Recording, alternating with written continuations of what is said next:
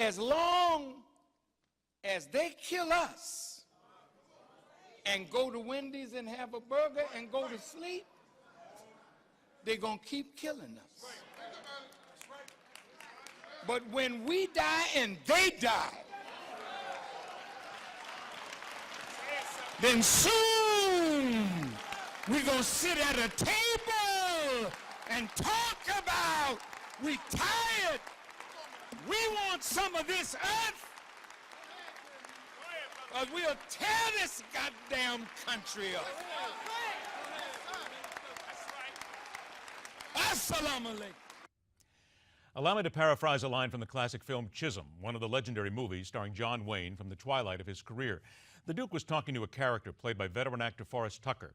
In this movie, Tucker played the bad guy, a competing cattle baron who was doing everything in his power to take over anything and everything owned by Wayne's character, John Chisholm. Duke was angry, and he put his nose right in the face of Tucker's character and spoke the line to which I now add some embellishment to fit our situation here. Well, I don't favor talking about vermin, but I'll talk about Louis Farrakhan and his ilk just this once.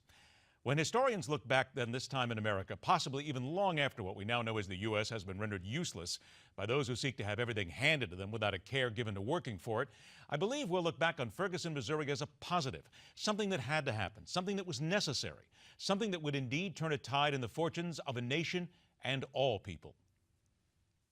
He takes his time to methodically try and discredit the witnesses. Witnesses that will still be needed going forward in the ongoing federal investigation and if there are civil proceedings. What is the purpose of Mr. McCullough trying to undermine the credibility of the witnesses, undermine the credibility of the victim?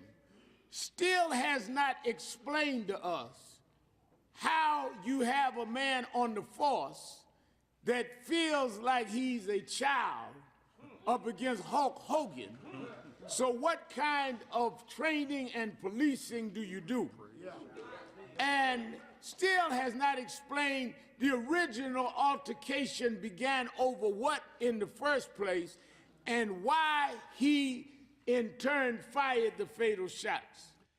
It will be because of Ferguson that I believe this nation, every color, will have started to see the despicable, deceitful, hateful, self-serving ego and greed of those who could care less about hundreds of dead people, much less one, so long as the incident helped to make them famous, line their pockets with plenty of blood-stained cash, and enabled them to find the weak-minded, the mentally addled, the easily twisted to the will and whim of nothing less than pure evil in order to propagate their message of racial discourse, helped along by a heaping shot of half-truths, whitewashing, convenient misuse of evidence, misstatement of the facts, bald-faced lies, and counting on the absolute, incredible, undeniable, and bottomless amount of stupidity that exists to the point of believing whatever incalculable refuse is shoveled down their throats and then regurgitating for other complete morons to fall for. And then he kicked the door open, tried to hit him with the door. Door flew back, hit his leg, bro. He pulled his gun out, shot inside the car, trying to hit him. He got out the car, bro. Dude on his knees like this, like, bro, don't shoot me. Bro, don't shoot me. Dude, shot him dead in the head, bro. Then walked up to his body, shot him 4 more times, looked at his eyes, paused for a minute, shot him 4 more times. Yeah, bro. Bro, yeah. It has now become darkly comical to hear these sycophantic cretins spew forth, many of them claiming that everyone needs to be aware of the racial nightmare that still exists in this country and do something about it. Yet when their bile is finished, they expect only one side to change their course of action, demanding their side is the one that deserves no demands, everyone else bend to their needs and will. When history looks back, it will see this as a time when we as a nation started to recognize and call out these vile opportunists for who and what they are, and then start to make some real and meaningful change in truly making this a nation for everyone. And that is telling it like it is. Second hour of MidPoint is mere minutes away. We'll focus on differing rules for cops of different color, the somewhat shocking statement about religion attained and given to Rick Santorum, and the only way the GOP will remain in effective power. That and so much more coming up right here on MidPoint, where every day, no matter the issue, no matter the side, we question everything.